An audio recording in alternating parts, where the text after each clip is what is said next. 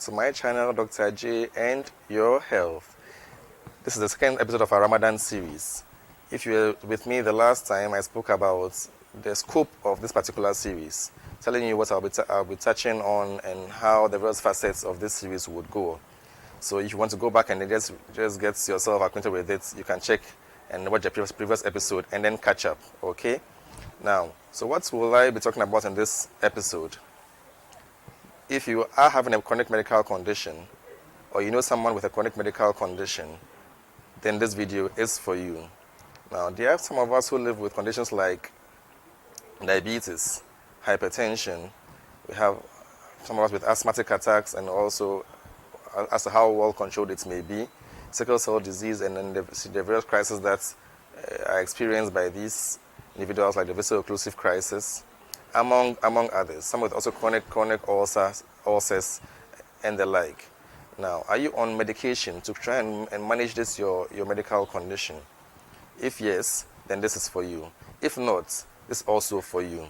So now, if you have a history of any of any chronic medical condition, we advise that about 3 months in the month of Ramadan, you go and see your primary caregiver.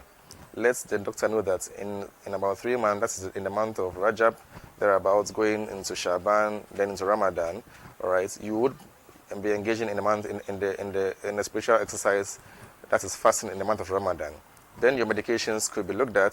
The series of labs could be done to test and find out how well your organs are functioning, and know whether the stress of fasting would be detrimental to you or would be beneficial to your health. Also, there are some medications that are taken 3 times a day. And of course, if you are fasting, that means that you will not be able to take, or you will probably be made to, or miss the afternoon dose, which could also affect your health. So you might require some modification of your medication.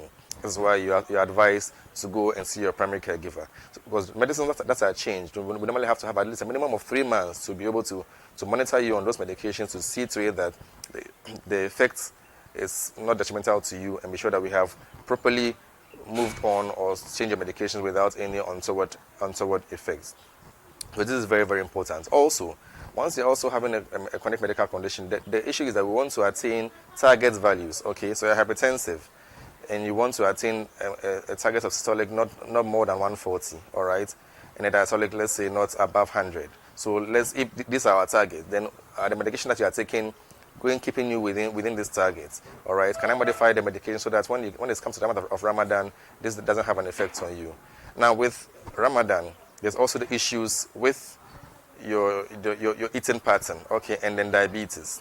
Now, so if you're having diabetes and you have been told to follow a particular pattern of your meals, how would now taking a pre-dawn meal and a meal at supper affect your sugar values? All right, so you see your dietitian, then there's a plan that is made for you so that you are given diets which are slow in releasing or slow in digesting, so that at least you're having a stable release of glucose in your system to maintain your blood sugar. It's very, very important, as well as modifying your medications if need be.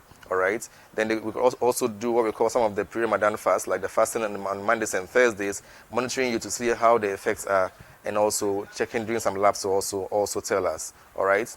You're somebody with chronic ulcer as well. How can you be sure that the fasting in the month of Ramadan will not affect you or would affect you? All right. So you come back again and you are examined, and then you are given the best of advice by your doctor. Don't take the decision by yourself. I advise that you go and see your primary caregiver who knows your history and has followed you up for a very long time. He'll give you the best possible advice, but then you can know whether fasting would be beneficial to you or otherwise detrimental. All right, so this is very, very important that you take the pre-Ramadan health screening. Very, very important. Follow your medications religiously. Follow the advice you've been given by your doctor religiously, so that we can all achieve what you want to achieve in this holy month of Ramadan. There's also the issues of sickle cell disease, and some of us have issues, and then you are told that dehydration could also lead to be a stressor for you and cause you to have your crisis. So how can you manage your eating pattern? How can you modify your feed such that you take more fluids and at least have your target food requirement for the day with the suhoor and then the iftar? This is very, very important in the month of Ramadan. So it's very important that you talk to your doctor, have a pattern, and then know targets for you. Whenever you are having a crisis whatsoever, or you are going through any form of complication, and you're advised to immediately stop the fast, visit your doctor to be assessed and given the best possible advice. All right. So this is for those of us who are having chronic medical condition. My next video would probably talk about general health screening and what you need to know before the month of Ramadan. So if you're having chronic medical condition, my take-home advice is that see your doctor at least 3 months before Ramadan. Start preparing the body for Ramadan if you can fast. If you cannot fast also, your doctor will tell you and give you the best possible advice. Together, we want to make health our priority. So stay safe and let's make health our priority. Bye-bye.